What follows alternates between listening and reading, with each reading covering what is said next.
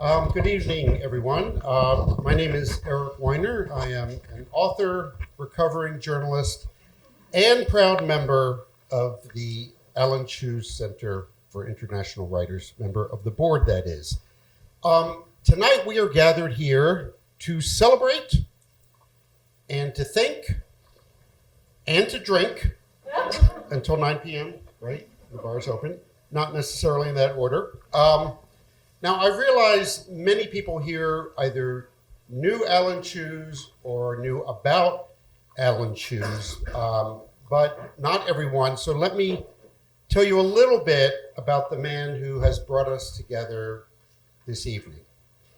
So Alan Cheuse was something of a polymath. He was a writer, teacher, editor, critic, mentor, and I just learned this evening, a jazz lover who at age 60 took up jazz piano and was pretty darn good at it. Really, though, I would describe Alan as a gatherer of light. He focused on the bright parts of the universe. Just one small example, only reviewing books he liked, for instance.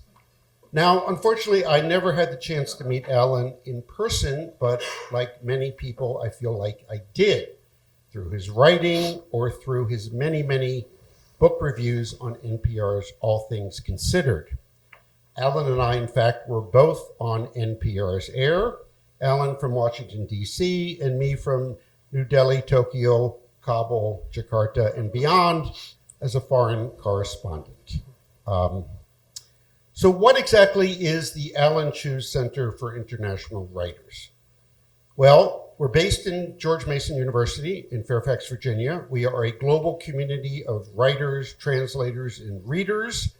We send emerging writers abroad and bring established and new voices here to the US.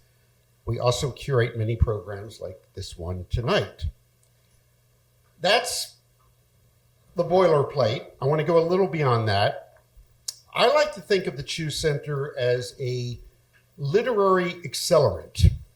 We did not start the blaze. Alan Cheuse did. But for the past 10 years, we've done our darndest to keep it glowing red hot. How? Carefully and on an extremely low budget, thanks to the talent and sweat of some amazing Cheusians, and I just made that word up, Cheusian, by the way. People like Chris O'Shea, Alan's widow and a gatherer of light herself, and Bill Miller. Bill, where's Bill? All the way in the back. Co-founder of the center and now chair of its board. And last but certainly not least, the Cheuse Center's fearless, tireless director, Leah Mehta. Leah, if they gave out Nobel Prizes for running a literary nonprofit, you would be a laureate many times over. And I'm not talking about that tinny FIFA literary prize. I'm talking like the real deal. So the Cheuse Center is now 10 years old. So I guess you could say we're almost entering our tween years. So we're going to get sullen and stop talking to you. No, we're not. We're going to grow even more. And we are celebrating in many ways. We're holding special events like this. We have a program called Writing the World. We're trying to create an opportunity for audiences to celebrate and contemplate their own purpose and joy, writers and non-writers alike, through special pairings with esteemed writers like the Irish writer, and I hope I get it right, Colm Tóibín. All right, who recently delivered the Cheuse Lecture and held many events here. And really, we're celebrating Alan Cheuse as writer, critic, and especially as teacher. He was taught writing at George Mason University for decades. And Alan was the professor that you wanted to have. I think that much is clear talking to his students. He liked to hold these small dinner workshops and talk about life and craft with students and colleagues. In fact, two of his students, Lena Payton and Brittany Kerfoot, who are here, yay, had a wonderful idea to bring that format to the Arts Club here in DC and celebrate their beloved teacher, working with Bill and Chris and one person Also on the committee, Carol Mitchell, Carol, great novelist too. So one of the pillars of the 10-year anniversary is Inside the Writer's Studio. If you're old enough to remember Inside the Actor's Studio, that was the show that he would get these big actors who would come and talk to him because why? They weren't talking about who they were dating or this studio or that film, how it was grossing. They got to talk about their craft. And Inside the Writer's Studio is very much about craft. And this evening's event is about the critic. Now, I have a personal confession about critics, and I hope I don't offend anyone, but like most writers, I have, I would say, mixed feelings about critics. I love them when they love me, but critics, who knew, can be critical. And true story, I recall licking my wounds from one negative review, which, by the way, in retrospect was like 90% positive, but there was that one mildly critical, to be sure, paragraph, and it stung, and I was, an insecure writer, if you can imagine such a thing. So my mother, God bless her, gave me a present, a book called Rotten Reviews, a compilation of scathing reviews about books now considered classics. For instance, in 1925, the Chicago Tribune called The Great Gatsby, quote, a glorified anecdote and not too probable at that. Or this review of Flaubert's Madame Bovary, quote, Monsieur Flaubert is not a writer. Ouch. Rotten Reviews, the book, made me feel a little bit better, but soon I learned that there was something worse, much, much worse than a negative review, and I think we know what that is. No review at all. So, yeah, keep it coming. Alan Cheuse was master of his craft, and I was just at a book party the other day, and I had a chance to catch up with an old friend and colleague, Robert Siegel, former host of All Things Considered, and he was marveling and recalling how Alan could, tell you a little inside stuff about NPR is it sounds so mellow and, soothing, but there's a lot of chaos that goes into that mellow sound at the end. And people would be scrambling to fill a hole. There'd be like a 90-second hole in the show, and you can't have a hole in the show. And they would turn to Alan and say, can you give us a 90-second review? And Alan would do it in record time. And as Robert said, he would totally nail the essence of the book. That was Alan in a nutshell. So before we dive deep into the world of critics and their enduring and endearing relevance today, I want to take a moment to introduce a special guest, Sonya, spelled the right way, Sonya Cheuse, one of Alan's children. We're really thrilled to have her here this evening. Sonya is, in addition to being Alan's daughter, a vice president of publicity at Echo Books, an imprint of HarperCollins. Over her long-ish, can we say long? Yeah. 20. Yeah, we're going to call it long. An impressive career. She has spearheaded campaigns for numerous New York Times bestsellers, including Shelby Van Pelt's remarkably bright Creatures, which was recently adapted into a Netflix film starring Sally Field, involves an octopus, I believe, and has sold some 4 million copies across formats. Sonya has worked with an extraordinary and impressive roster of authors, including David Baldacci, Madeline Miller, Elizabeth Eviceto, Elizabeth McCracken, Patti Smith, Natasha Trethewey, Nicole Chung, and Anthony Bourdain. Whew. It's impressive. Nicole Chung was on stage a year ago with us. She's incredible. Before joining Echo, Sonya worked at Hachette Book Group and Penguin Random House, so that's like 3 out of the big 6 or 5, I guess. She's a proud graduate of Smith College. She is also a watercolor painter, jazz pianist. No. Devoted New York Liberty fan, proud Brooklyn resident where she lives with her partner. Please join me in a very warm Cheuse Center welcome for Sonya Cheuse.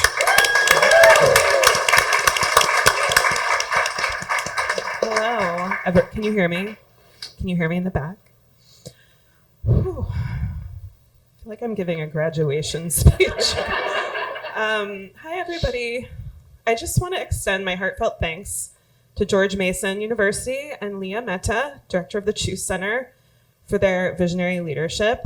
I should thank Eric for the incredible introduction that he gave tonight to give us an overview of the Cheuse Center. So that was amazing. If I didn't know about it, I would want to be part of it.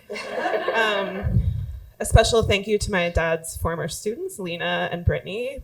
Lena has her first novel coming out in June, so you should find her tonight and make sure you get on her mailing list. She's going to have a big book party, I think. To my stepmother, Chris Oshie, my dad's beloved wife and guiding light for the center, and to my sister, Emma, who is also here tonight, and to everyone who brings the center's mission to life.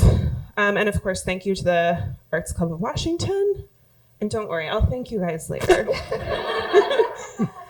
One of my earliest memories is the rhythmic click-clack of my father's typewriter keys. And I can still hear the familiar dun dun dun dun dun dun dun of All Things Considered coming on the radio as dinner baked in the oven.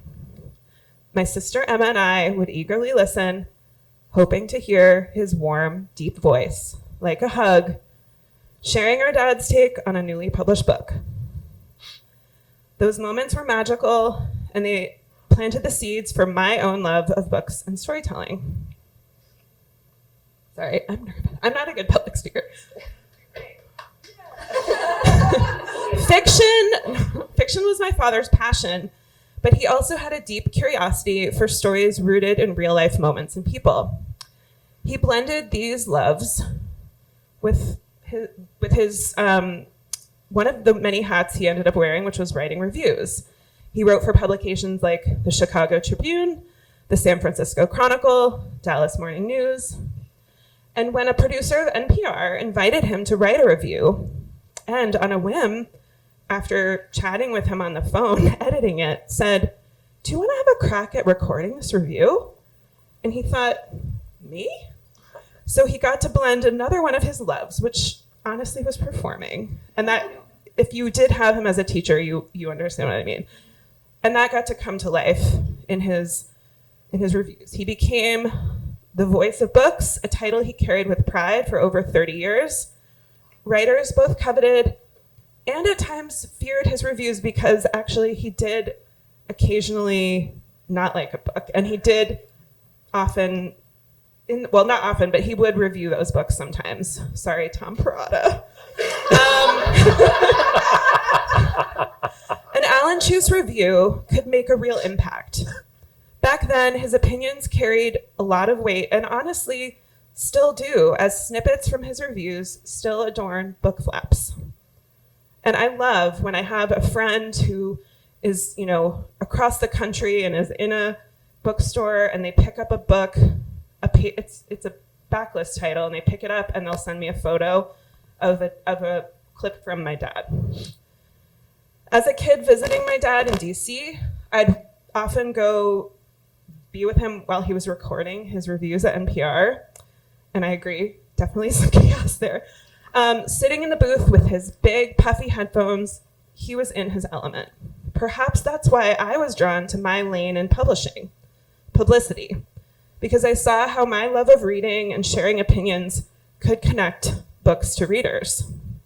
My dad would jokingly say, "Welcome to the family business," back when I first got my job. And now, more than 20 years later, I'm still doing what I love. So at Echo, my home for the past 11 years, I read the books we're going to publish. I work with the writers to plan their publicity campaigns. And whether it's a debut novel about a retiree befriending an octopus or a memoir by national treasure Natasha Trethewey, I then get to connect my excitement with book critics to share why these stories matter and to try to convince them to also read these books so that they too can share why these stories matter. So in many ways, my work is about continuing the legacy my father cherished, connecting books and stories to readers. So, and at the center of that connection really is book critics. They are vital to the publishing ecosystem. They bridge the gap between authors and readers, shape literary trends, and foster meaningful conversations.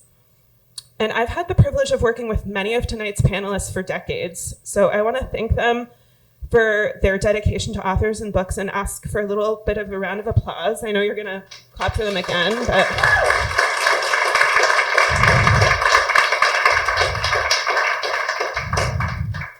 So in this ever-changing technological kind of, ever-changing landscape that we're in, AI is sort of looming all over us. These people are more important than ever. They help us navigate the overwhelming sea of stories. Publishers are publishing more books than ever before, so we need them. They remind us of the human connection that's at the heart of literature.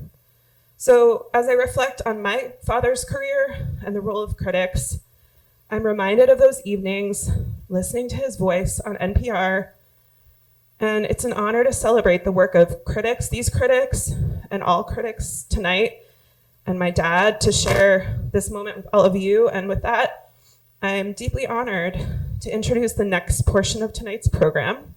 So please join me in closing your eyes, imagining my dad with the puffy headphones on, and listening to my dear dad, the late, great Alan Cheuse, as he reads a review of a novel in translation by Chinese writer Sean Sa. And this was published by NPR in 2005, the review. Reading it.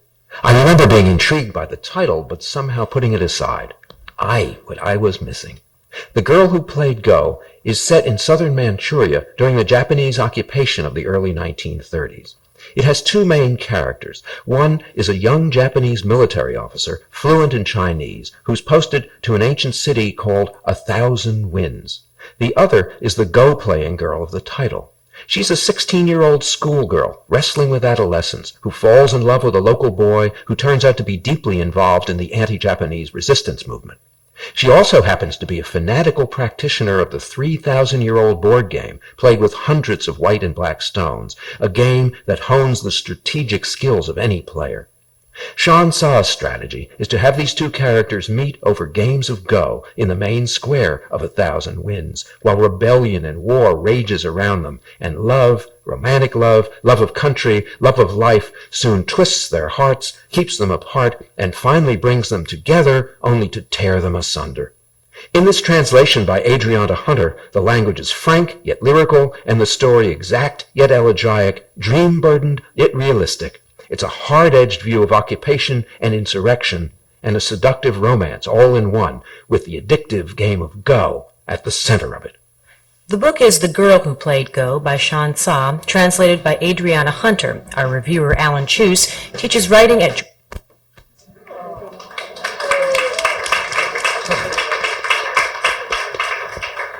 Thank you. Do you want to say anything else?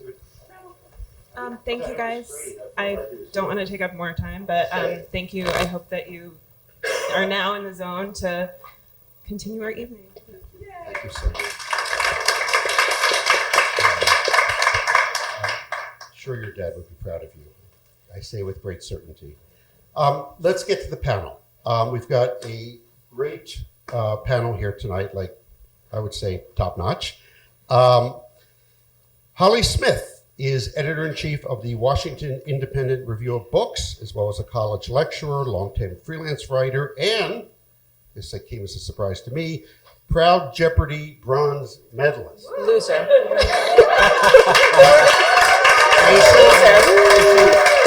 If you were a gold medalist, you wouldn't be here. You'd be on your yacht in the Mediterranean Exactly. or something like that.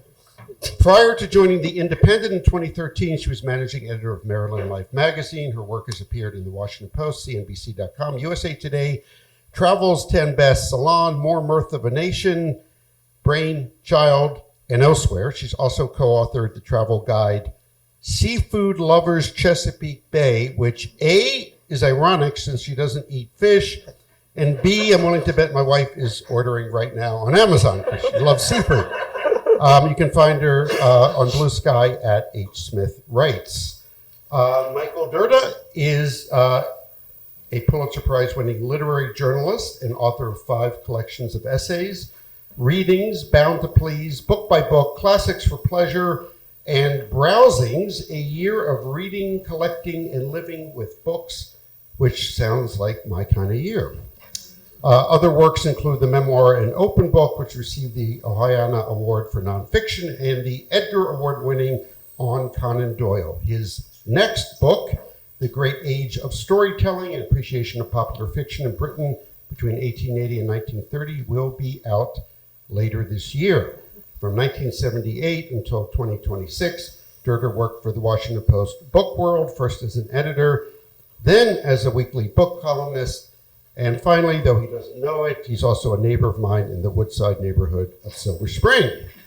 The next panelist, Ron Charles, needs no introduction, so I won't bother. Sean Murphy, no, I'm kidding. Ron Charles was a book critic at the Christian Science Monitor and the Washington Post.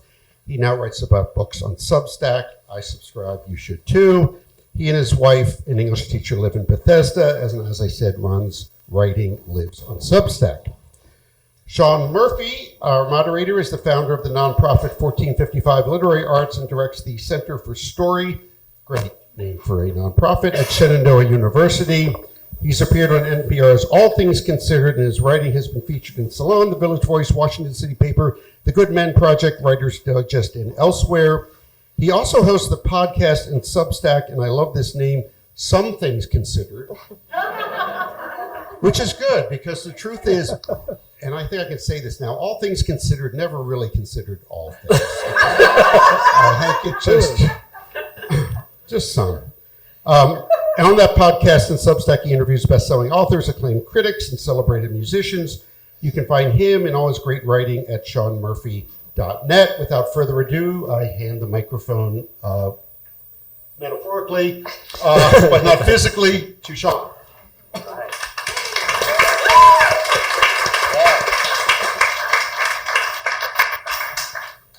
All right, can you hear me? Okay, let's do this. So, already a slam dunk. I'm so excited. It's a tremendous honor to be here, and you'll see the genuine exuberance to be among writers and critics that I read and I'm a fan of.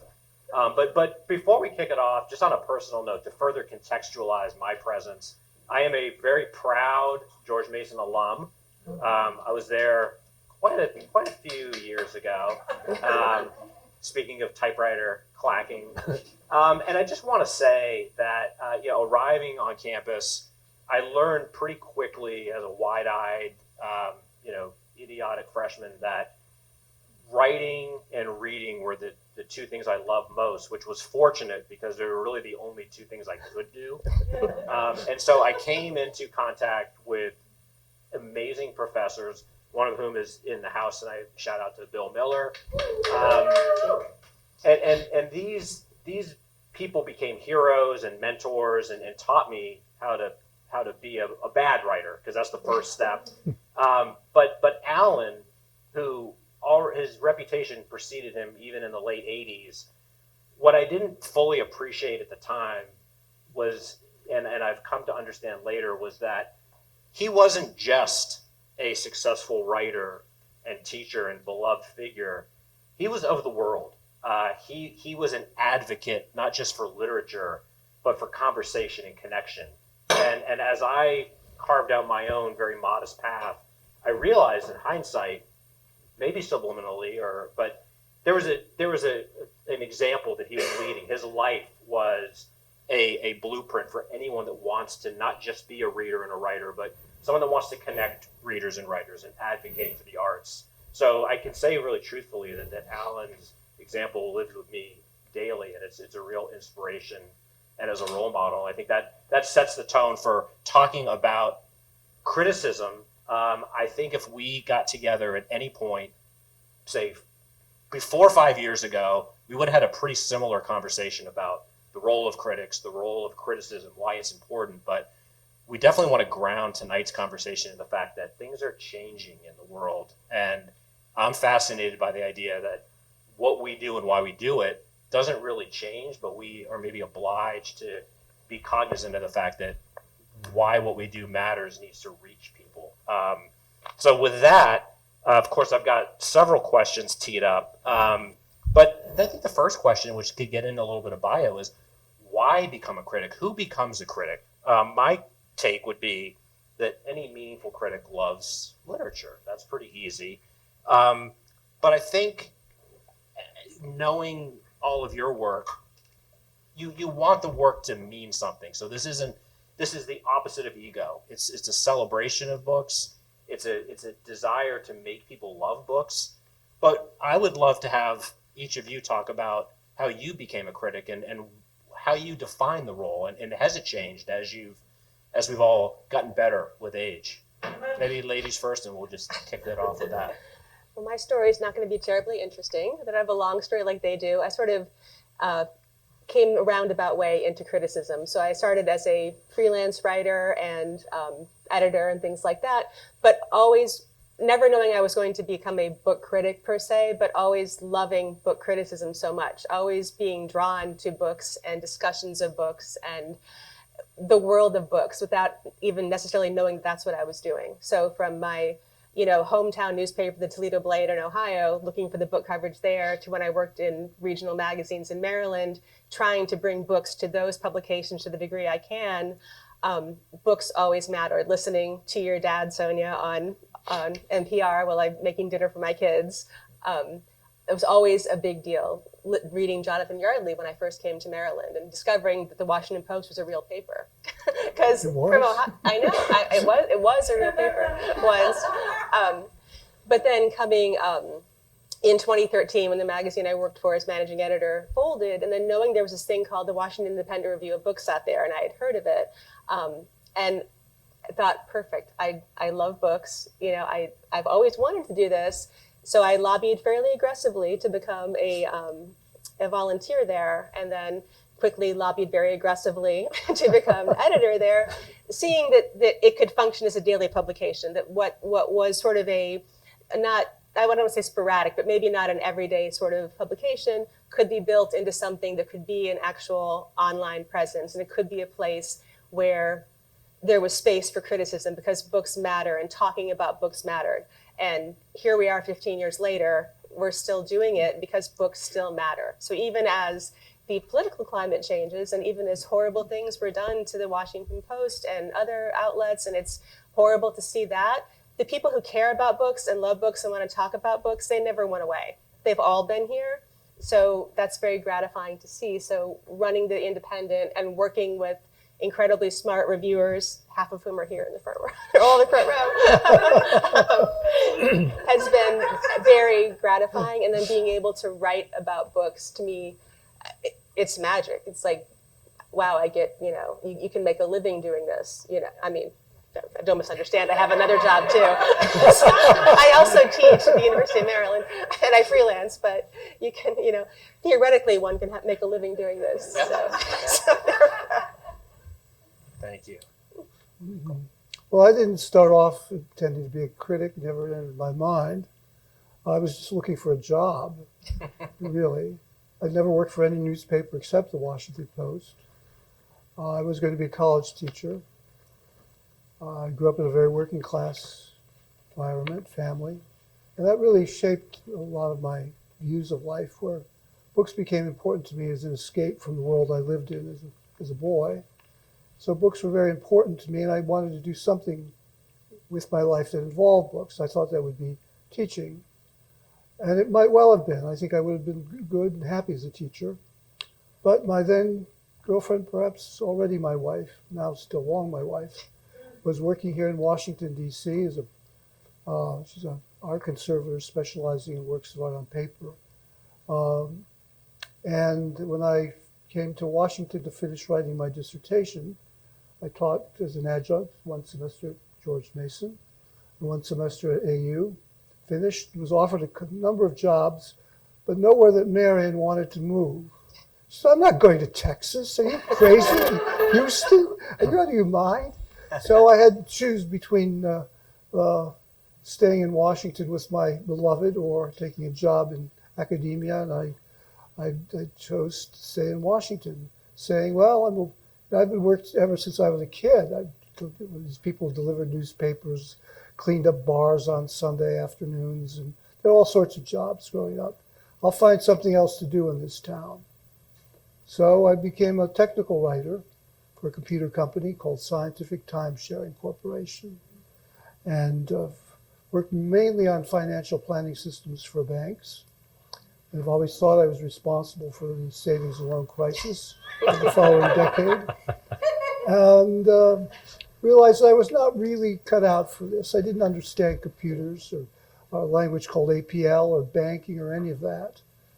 So I thought, well, what could I do if I were going to be a teacher that involves books? And I looked around, and I thought, well, I'll try book reviewing. So I wrote to the New Republic, and I wrote a review for Roger Rosenblatt, who was then the editor there. It didn't work out. Good review. He kept promising to run it, never did. Never forgave him. Told him so when I last saw him a few years ago. And so then I said, well, I'll write to the Post. They have a book section. The editor at Book World was named was Bill McPherson. So I wrote and said, could I just come and call up and have a cup of coffee or something? So I called on Monday morning, talked to our secretary, Edna May Storney, who said, who are you? Go away. No, Bill doesn't want to talk to you. So I hung up the phone thinking, well, let's try next. And Bill called back. He'd liked my letter. So I had coffee with him and Brigitte Weeks, who was then the deputy editor. And I said, they finally said, we'll give you a shot at a brief notice one of these days. Months go by.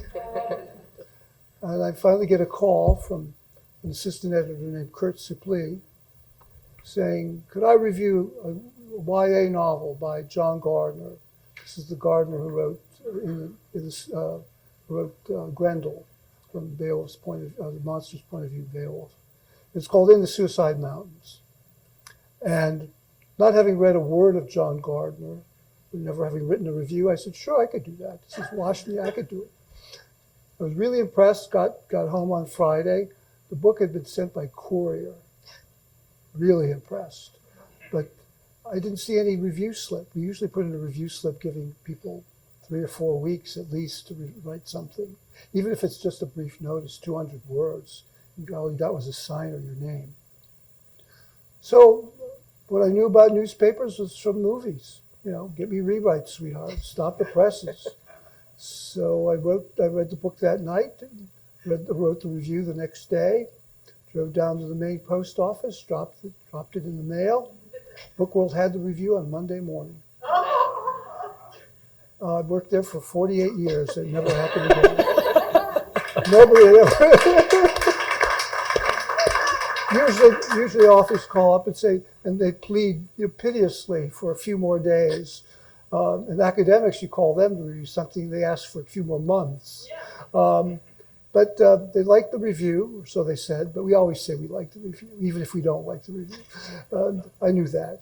The art director used the art, but the most important thing was that Bill McPherson was an aesthete, and my wife was an expert on paper and collects paper. And I'd asked her for some really cool paper to type this review on. And I put it in my Hermes 3000 portable, typed it up, beautifully typed, little handwritten note, I'll be happy to do more. And the review came in, and Bill said to me basically, the review is fine, but where did you get this paper? And I'd been in Washington long enough to know that we'd work by quid pro quo. So I said, well, give me some more work and maybe I'll get you a ream of this stuff. And that's how my career got started as a critic. And I was not a writer. I was not a very good writer ever in high school or college. I was a very imaginative writer at times. But I have one virtue that's part of my working class background, doggedness. I'd started college doing my first grade in English in college was a D. It stayed that way for a while. But it was always, I figured if I worked harder than anybody else, I would do all right. So I worked hard. And eventually I got better. So that's how I got started. That's great. I didn't know about the paper. What? I didn't know about the paper. You know about the paper? I'll get you a ream of this if you ever I am looking for work, as you may have heard. Well, he actually owes his job to me because when I took the buyout, they were true. looking for someone to be, to try and replace me. And we knew how difficult this would be. We had several candidates, and there was another candidate. A lot of people said, I said, no, he's the guy. I've regretted it ever since. It took a full year to replace you. No, Yes. no, we chose wisely, and there's been no regrets. And Ron has been a credit to the race of journalists. Thank you. I became a book critic because I thought if I graded another paper, I would die. I complained to one of the mothers of one of my students, and she said, well, why don't you try book reviewing? I'd never thought of, I don't know where I thought book reviews came from. They just like sprung up like mushrooms in the morning. So I went to the bookstore and I picked a book off the new fiction shelf and I read it and I wrote it up and I mailed it off and somebody bought it and paid me $150, which I thought was amazing and is still pretty good Yeah. 30 years later. But then, my gosh. And I just kept doing that for a while. Then I became books editor at the Christian Science Monitor, and when the publisher started to make rumblings about closing the paper, I started to look for another job. All the papers were shutting their book sections at that time. This has been 2003, 2004, really bad time. Book sections were closing constantly. Remember, there used to be one in every paper, right? At least a book page. Sure. They all just vanished in a few years. I wrote to the Post, heard nothing. About 6 months later, I wrote again. And same letter, everything. And Marie said, sure, I've already been to Boston, but if you'll come to New York, I'll see you. And so I think that was the tail end of your replacement interviews. Mm. And yeah, and Michael pulled strings apparently. Well, we were all tired at that point. Yeah, exhausted. I did actually, when I became editor of Book World years later, I inherited the department's files. That should never happen to a person. Because I could read people's evaluations of me and why I was hired. I was hired because I was nice. Little did they know. There are many talented people up, many more talented people up for that job. So, that was Well, I mean, in my case, when I was finally hired to work at Book World, I'd been working at Scientific Timesharing for 6 months, and I had 1 week's vacation. And Bill and Brigitte asked if I would come in for a week and try out. It's a small section. So I tried out for a week, and at the end of that time, they offered me the job. But basically, they asked me to try out, and I got the job because Bill was also, besides an Esty, incredibly lazy. He had this whole stack of people who were applying for this job, and he just couldn't face reading them, or let alone interviewing them. And he said, "Well, do it." It's done. I did 8 or 9 reviews at that point. I'd worked around town with trade journals, and I had a PhD in comparative literature, so I had a literary background. And he said, "You have the right qualifications. We'll just hire him. It'll be easy." And whether he regretted it or not, I have no idea. But that's how I got. So. Well, thank you all. It strikes me listening to the stories, and we kind of come from an era. If someone were to ask me, like, so we're talking about these changes in the industry, and that covers political, cultural, technological, but I would say the thing from my purview, and I would love everyone to weigh in, what's changed dramatically in even the last 20 years is if you were lucky or good enough to have a critic's role, or you were a writer that had a publisher, there was a baked-in audience. There was an understood, newspapers had an audience that they had cultivated. Magazines had audiences that subscribed. When book pages go away and magazines fold, that audience is no longer there. So I would say the biggest, or to me it seems the biggest challenge for a contemporary critic is you have to find the audience. So we want to make books matter. We want to celebrate books. We want to connect communities.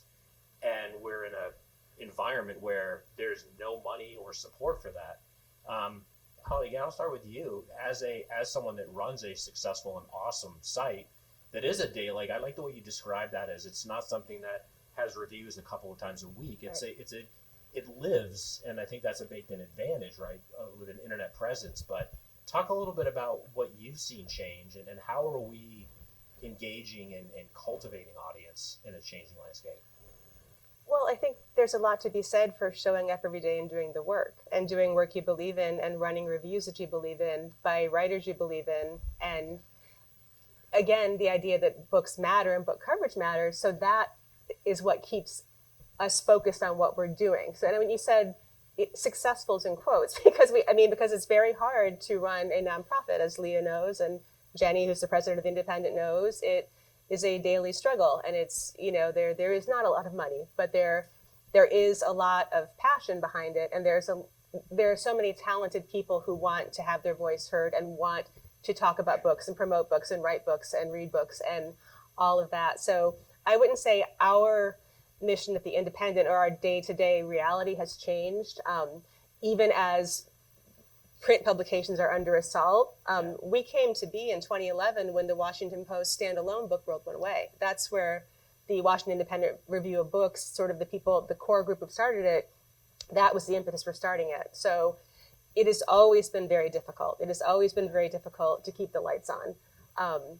But when you love something and care about it, you're going to work hard, you're going to fight for it. And that's what we have done for all these years. And our audience has grown year by year, and it's wonderful to see. And that's kind of gets back to what I said earlier, that, even as perhaps the book review publications are under assault and the industry's under assault and all that, the people who love book reviews and love talking about books, they never went anywhere. So maybe they have to work harder now to find Ron on Substack or find, you can't go to the Washington Post like you should be able to go to and these other places. But the people who want those things, they haven't gone anywhere. I mean, it's a room full of, book nerds on a school night. We're all sitting here because people care about books. Yeah, and that hasn't changed. So much has changed. Oh my gosh. Not for us. No, it's amazing, isn't it? When you look back over those 30 years, every town had a newspaper, and every newspaper had a books page. And it was often just a page, and the reviews tended to be a little regional or academic, but they were still designed for that audience. Not only are those book pages gone, but almost all those newspapers are gone, which is just remarkable. So you've got this tremendous consolidation, but at the same time, the rise of an incredible democratization of criticism with Goodreads and Amazon and a billion blogs and Substacks. Many more people are reviewing books than have ever reviewed books before, which is ironic when you think about the collapse of book criticism, because that is only part of what's happened. The other part is that everyone's now reviewing books. We're hearing from a lot more people than we ever got to hear from before, and there's a lot of good in that. I mean, there's a lot of junk online, too, of course, but aren't you kind of surprised sometimes when you go on Goodreads and there'll be some 800-word review there by some anonymous person who poured their heart into it, and it's really good and heartfelt? It's amazing. That's a good thing. Yeah, you bring up a really important word, which I think I was in the tech industry for a long time, and followed some of these trends, and what I initially kind of embraced was technology is always scary. It always causes disruption, but in the literary world, despite these headwinds of magazines closing, and let's be very clear that there's also political calculation behind this. This isn't just technology or things happening due to trends and events, but the democratization and leaning into everyone can be a critic. And there's a lot of passionate, knowledgeable people out there. What I've always appreciated, Ron, about you, and I've watched this in real time, is you were an early adopter, to use the cliche, but you leaned in before it was necessary with video and learning how to meet the reader, to evoke another cliche, but meeting the audience maybe where they are, or understanding that not everyone is consuming content the same way. And I think that was another baked-in advantage. If you had to read in the newspaper, that's good because there was a space for it. But if you didn't get the newspaper or you didn't subscribe to that, now there's a lot of different ways to meet an audience, whether it's a short form, it's a video, it's an audio, it's a podcast. And I think most of us have had to or are trying to adapt to a world that's changing seemingly all the time. But I think that the through line is it's not acceptable to lament what used to be, but it's how do we find these passionate people that care. I think we can always count on the people that are going to show up, and they'll find us. But what are some challenges that we've had trying to meet that balance between the democratization. There's more of us out there, which is great, but there's also, a wider net that has to be cast. I'll just point out that we used to do something in the way of this kind of online outreach before it was really a thing. Years ago, I had this column called Readings, which was intended to be a community service where I would write an essay, and I would often ask questions for readers who would then send in letters, and we would then run them the following week along with another essay back and forth. And I also had they didn't call it a podcast. I don't know what they called it. It wasn't a Reddit either. I would go online on Wednesday afternoons for an hour. Was it chat? The chat, and answer any question at all about books. And I would just type as fast as I could. And these are all efforts, again, to reach out to the community, to connect book world and books with more people. They worked well enough for a number of years, but then they sort of just didn't go anywhere.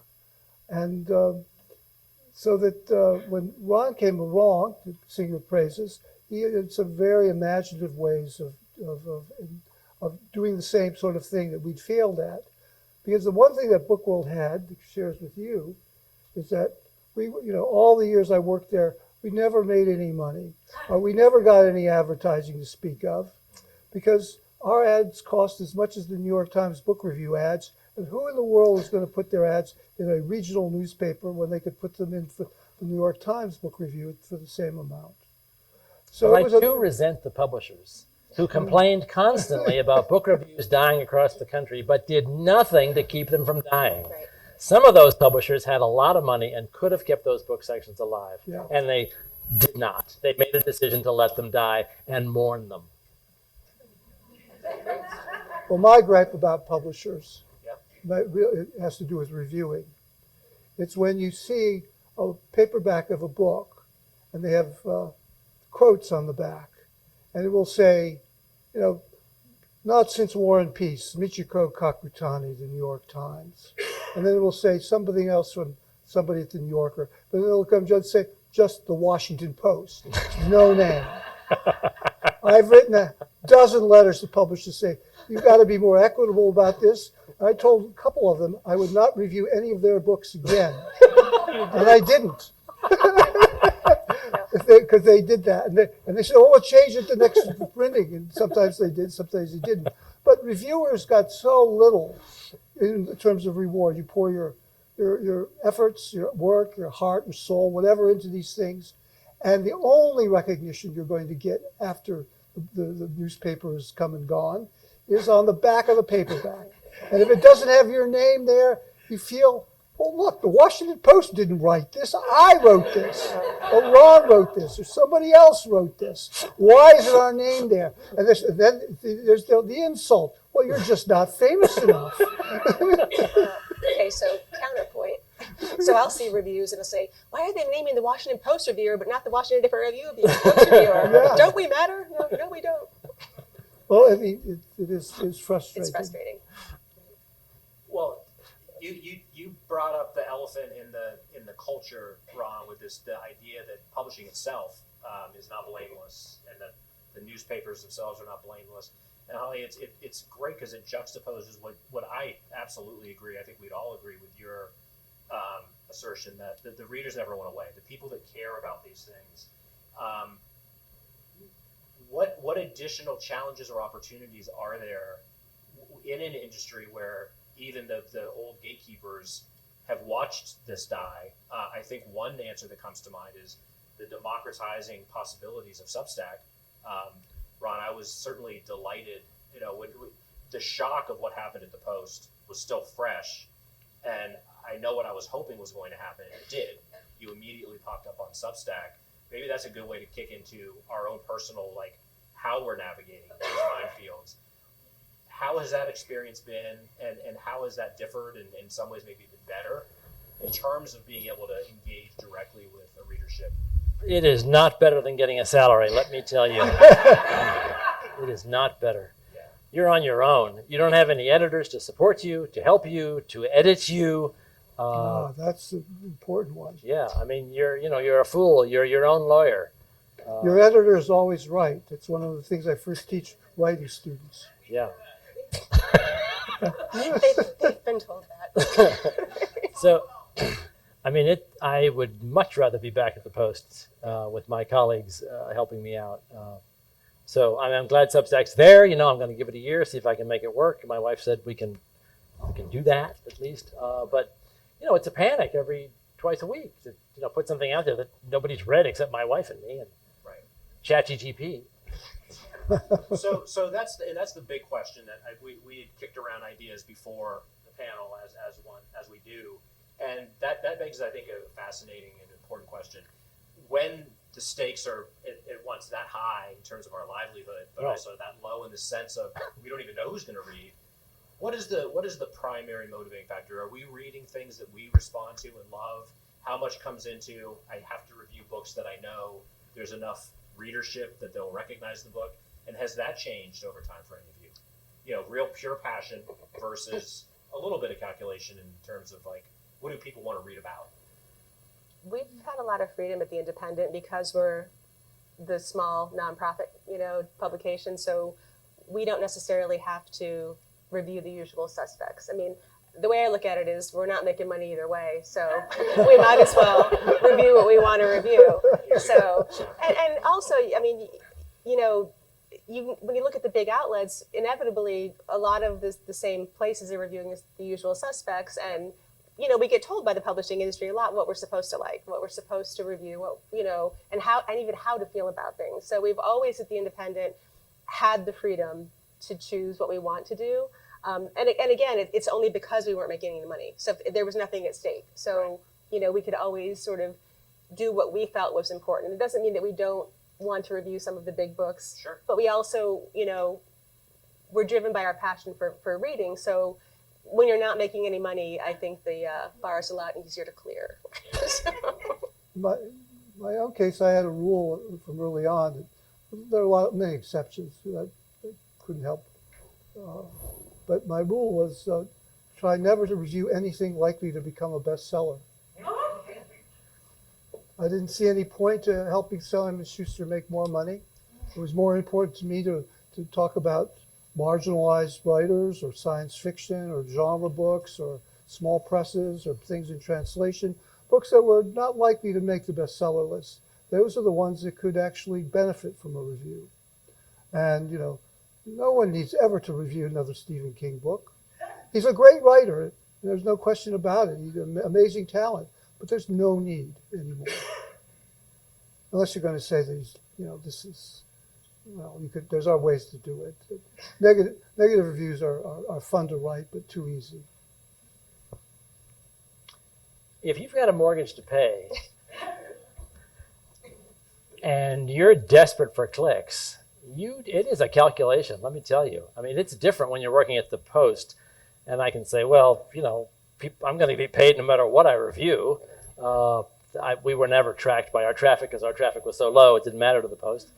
I mean, it mattered eventually, apparently, but it didn't matter for years. But now that I'm on my own, I can see it. It's like every day, when I'm a kid, it's every few minutes I'm checking. If you review someone that people don't recognize, they do not click. What people tell you they're interested in and their behavior online is completely different. And I'm not talking about just the porn. I'm talking about what they're interested in. Well, this is why I think the real importance for the critic is, in fact, his or her personality, her voice. You read this person because you like to hear what he or she says, and it doesn't matter what the book is. I mean, I would read anything that Cyril Connolly or Edmund Wilson or Randall Jarrell wrote about, even if I knew nothing about them, because I like to learn from them, to hear the way they made sentences, to hear their humor or whatever. And that mattered much more than the book, because the reviews themselves are so often wrong. I mean, John Yardley used to say, all these books that he said were, the greatest things since, War and Peace, he couldn't even remember their titles now. And it's, enthusiasm is a real danger. It does date you. It's just as being snarky is too easy. But you basically really, when you're writing, you write for yourself. You think about the audience. You think about, you want to please the author. You don't necessarily want to please the author. You want the author to say, well, he didn't like my book that much, but he understood it. Yeah. That's all you want. I mean, the best letter I ever got from a writer was from Thomas Berger, wrote Little Big Man. I reviewed a later novel of his. And I said it was basically okay. It was good. It was sort of like, B. Thomas Berger. It wasn't. I compared. He has a scene in the book where the guy asks at a diner if this is, homemade apple pie, and the waitress says it's not homemade, but it's like homemade. And I said, well, this is like Thomas Berger. Basically, it wasn't real Thomas Berger. And he wrote me a letter. He said, you hit it right on the nail. This is exactly how I felt about the book.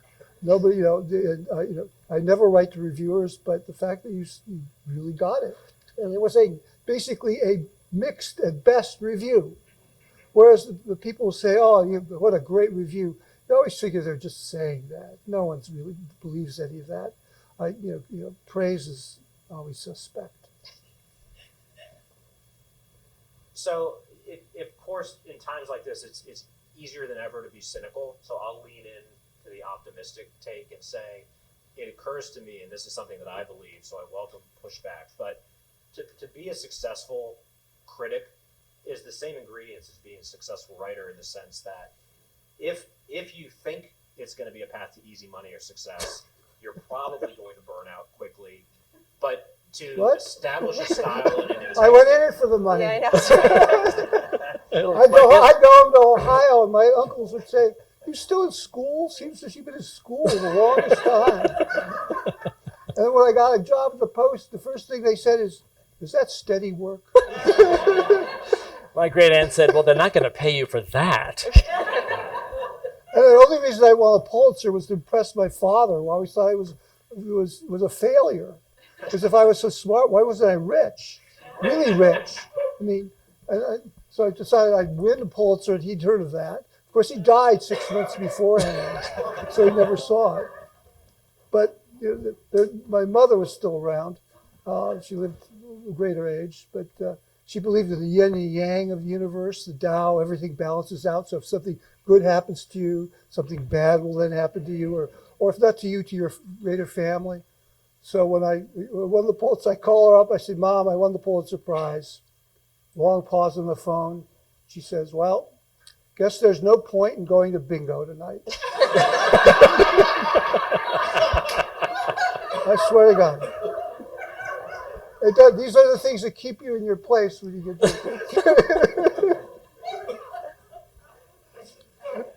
So avoiding cynicism, a healthy dose of self-deprecation doesn't hurt. Not self-deprecation. But Realism. Well, realism, sure, but we're talking about Yeah. careers, and again, as a writer, as a critic, to attract an audience, there's an element of trust, and I think that trust comes from, if the critic or the writer is writing something that's clearly something they believe in, I think that dispels the potential pitfalls that we've danced around, which is the hacks and the people that don't believe in it and aren't in it for the long game. I think all of you can attest to having careers that have been based on audiences that come back because they trust your judgment, they trust your value. And yes, that's partly because you're good at what you do, but I think the long game involves what we talked about, believing in it first, and being a fan. Well, and if you're a writer, you're going to write. So it'll be great if you get paid, and it will be great if you can make your mortgage, and that's wonderful. You're going to keep writing, and you're going to hope that your audience comes, but you're going to do the work you believe in, because you aren't doing it to get rich. I mean, my writing career, such as it is, has been while being home full time with 4 kids for the last 30 years. So, and always multiple jobs. And it was funny you say people, going into writing to get rich. So I went to graduate school at Johns Hopkins for a master's in writing. And so I still get alumni with fundraising letters. And it's hysterical to me because I feel like, don't you know I was in the writing program? It's like, why, you have a medical school, maybe perhaps you should, reach out to them. So I laugh and put it in recycling, but Did you study with John Barth, or who was there when you were there? I went to the working person program in DC. So did it, twice a week for 2 years, commuting from Frederick. Hard work. So It was a wonderful program, but very much with the idea that I need to work from this. Like this needs to translate into more jobs and teaching in college and all that. So that's the pragmatic side of it. So yes, I love the art, but I don't want to make it sound naive. I've always chased the paycheck, and I do with the independent, and I do with my teaching and my freelancing. So if you're going to be a writer, do any kind of art, you're doing it because you love it. And if you get paid for it, that's a bonus. But even if you don't get paid, you're going to be doing it on the side while you're working your day job because it matters to you. I'll say that, it sounds pitiful, but that the happiest hours of my life are spent writing reviews.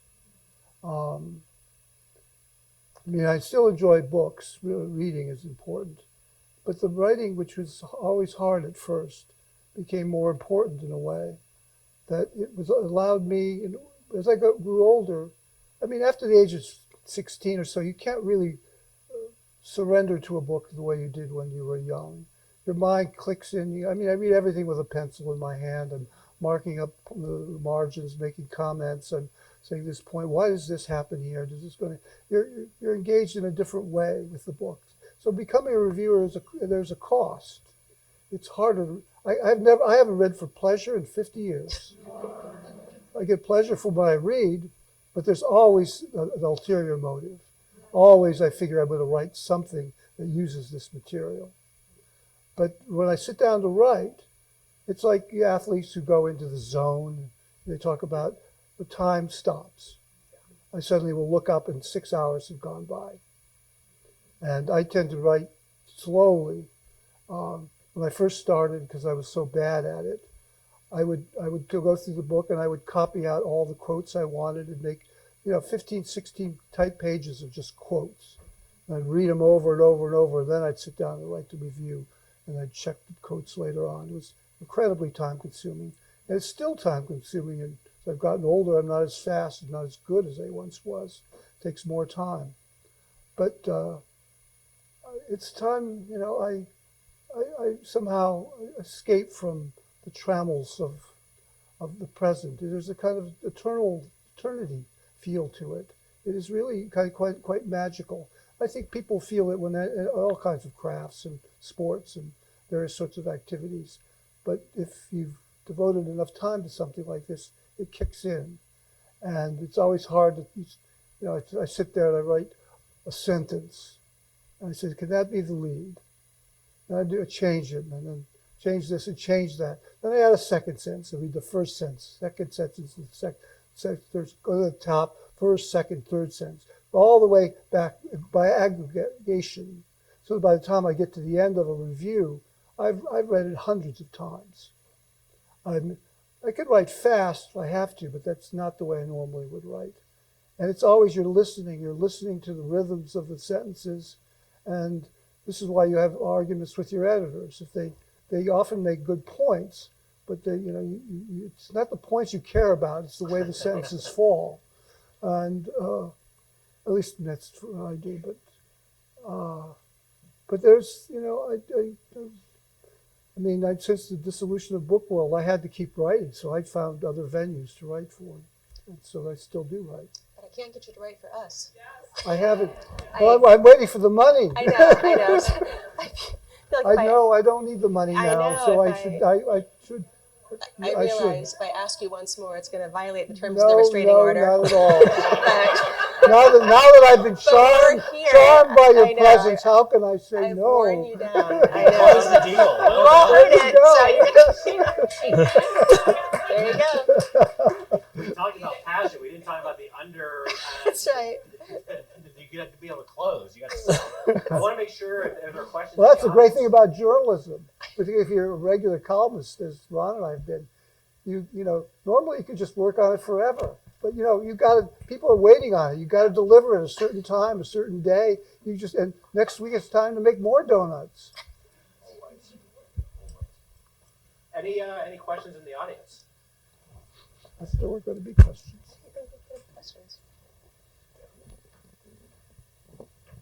Who are some of the book critics you all like to read? What's the question? Who are the book critics we admire and read? Besides those on The book critics, I'm Ron and Michael. and the Washington Independent Review of Books. Jenny and Alice and Caroline and Ananya and Carrie. And Art Taylor's back there too, so yeah. Yeah. Well, I tend to veer more toward essay type reviews now. And it's partly, I think, a question of age. So now, as they say, an older dude. One reason I took the buyout and the run as a job is I felt no longer a connection with younger writers. I could review their books, but I'm still reviewing Saul Bellow or John Cheever, where everybody else is discovering, Jonathan Safran Foer or somebody. And I felt book world did need a younger person, but that means that I write about favorite writers, or I'd like to read about favorite writers, and so a lot of the people I like are pretty unknown. There's a guy I talked about him occasionally in my columns, Mark Valentine, who writes about old books and really well. I enjoy reading him. But in the past, I've mentioned some. I learned a lot from Randall Jarrell, Cyril Conley, Edmund Wilson, Janet Flanner, Kenneth Tynan. Some people connected with the New Yorker, and you read it for their style more than anything else. Updike was a wonderful reviewer too, and Jarrell was besides a good poet, but really a great reviewer, very funny at times. He famously wrote of one Oscar Williams, a poet, that his poetry sounded as if it was written on a typewriter by a typewriter. Great put downs at times. But I don't know, who you guys chime in with you. I think James Wood is brilliant. I learned a lot from him. The dull. What do you really think? I read The Guardian and the London Review of Books. Yeah. I would say, we talked about it earlier, the democratization. I mean, the one serious drawback is there is so much great writing out there. That reminds me of like stream music. It's different than it used to be, but there's all these voices that you might not have recognized that are out there. So I find that I'm reading more reviews than I ever have. I'm not reading as many books. And there's always that equilibrium we got to try to keep, but it's a problem of there's so much good writing. And to what you said earlier, Holly, there's still a lot of us out there that care and love it. It's really a matter of trying to get a wider audience for those people that deserve it. We talked about how the center is becoming a tween, and for the tween readers and the younger generations of readers, are there places you recommend we send the tweens, some of whom are not reading full books at school in this generation, and sort of trying to cultivate the next generation of readers and help them connect the way many of us did with actual books? We don't do a lot of tween writing in the independent, and that's a hole I would like to fill, because we do YA and we do children's books, but middle grade is kind of that weird spot for us. I think it's very important, although I also think it's hard for me to imagine a tween reading the independent. Like, I wish they would, like a 12 or 13-year-old. I'm not sure where the modern 12-year-old is going for their book coverage right now. Like, I don't... Playground. TikTok, maybe? Book Talk. Probably Book Talk. It would be Book Talk or, yeah. We tried. We never did it well. We didn't do it much, and we didn't do it well. Which is a shame, because it's so important. Like, that's part of when you're transitioning from childhood reader to, lifelong adult reader. It's hard. There were whole genres we just couldn't do well. Romance we couldn't do well. Right. Yeah. Big genres. I used to review romance novels. I did not know that. And Yeah. It kind of scares me. I know. I have more questions. The first one I did was for Valentine's Day, fell on a Sunday, and I reviewed 3 romance novels by a local romance writer named, writes as Rebecca York. Her real name is Ruth Glick. My review started, this is where I lose all credibility as a critic. As I said, they were really quite good books for what they were. Later on, I was on a panel with Michael Chabon, and we both started about how important Ruth Glick was to his, Rebecca York, Ruth Glick, as to him as a writer. he'd grown up 2 doors down from where she lived, and he'd see her typing on her typewriter, and he wanted to become a writer like she was. Wow. But I got invited to Romance Writers of America lunches and all that sort of thing for a while, and had a number of friends. Went to Ruth's 100th book anniversary. She threw a ball, a cotillion kind of style ball. I danced with Shaban's wife. No, his mother, not his wife. Good times. Michael What? Chabon's. Michael Chabon. There are so many books that are coming out now.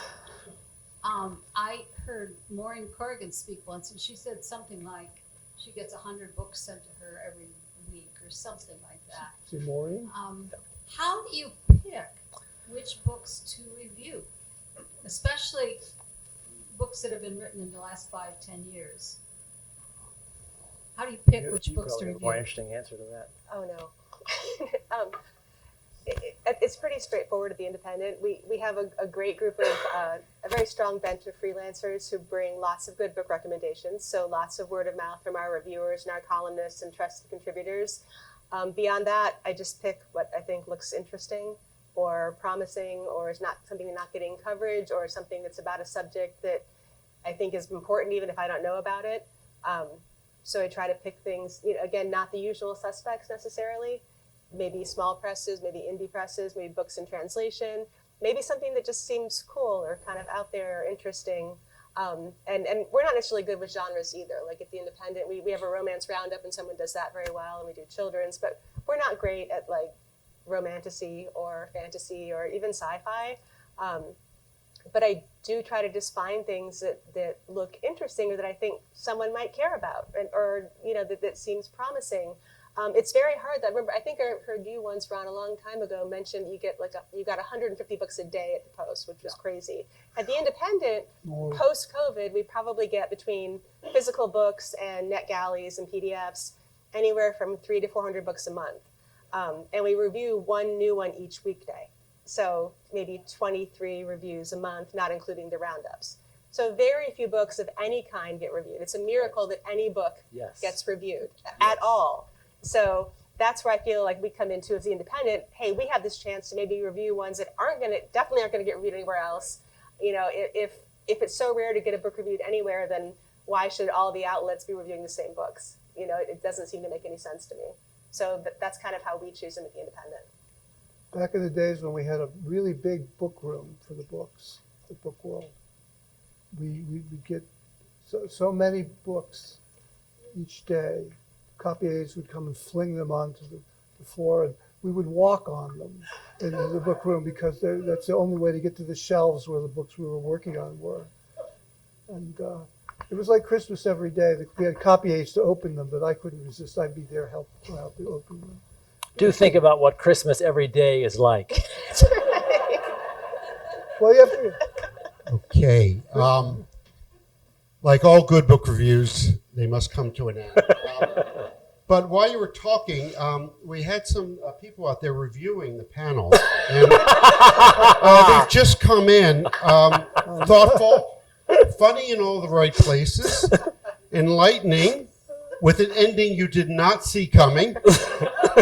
Some of the panel's best work since their salad days. So I would say rave reviews. So great job, guys. See if that sells some whatever you're selling. Thank you. Seriously, thank you. This was, I feel like a lot better and a lot worse about the state of the literary world, but I feel educated, I would say, and that's a good thing. So thank you, everyone, for coming. We know you have a choice of what to do with your evenings and how to spend your money. We at the Cheuse Center really appreciate you coming. We encourage you to become a member of the Cheuse family, which does not involve like adoption or anything. You just have to go to our website, just Google Cheuse, CHEUSE, and sign up for our newsletter. We got lots of great events going on. So please keep reading, keep thinking, and keep drinking for another 35 minutes. Seriously, go and mingle. Thank you very much. Good job. Well. you for including me. Amazing. Very, very honored to be here. What an honor to be here. I love you. It's so nice to be with you It and to was talk nice to talk with you. I know. I've been such a fan of wish we yours could- for so long. Thank you. I wish we could make this happen. Like, do you drink coffee? I do. I do drink coffee. Why, do you drink coffee as well? I don't anymore, but But I you will could. go to a You coffee could shop. make an exception. It was so nice to meet you in person. I know. I love. Hey, thank you so much. I really appreciate your thoughtful preparation. Oh my gosh, I could talk to you. Very nice, very nice. Thank you for including me. I'm very honored to be included. And I do really want a photo for tomorrow morning. Can that happen? I do really want a photo for tomorrow morning of us. Can you send me one? That little grade. Yes. I know. We do want to do Be more. great. I'll send it as soon as Okay, all right. If I get home and I don't get it, I'll send you an email to remind you. Okay, great. Thank you. This is wonderful, fun, very fun. I will eat more desserts. It's a lot. I like what I do, but I'm taking out one more thing. Sure. Okay, great. have another plate of Well, and enjoy. Thank you so much. oh, I loved it. It was very fun. It was fun to see these people I admire so much too. I asked if we could easily play one of your videos. I thought that we No. That would be humiliating. One day we can do No. one of those. Are you making them at all? You're my favorite thing in the whole world. I feel like that's how I got to know Well, you. thank you. Through Well, that's frightening. that, and then of course, that wonderful interview you did of Ross Wade. I didn't know you were at the Oh, Thank you. It was great. Thank you. So Leah will tell you where it is. I can see it online, yes.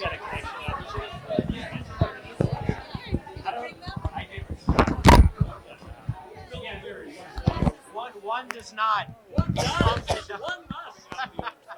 Yeah, we forgot.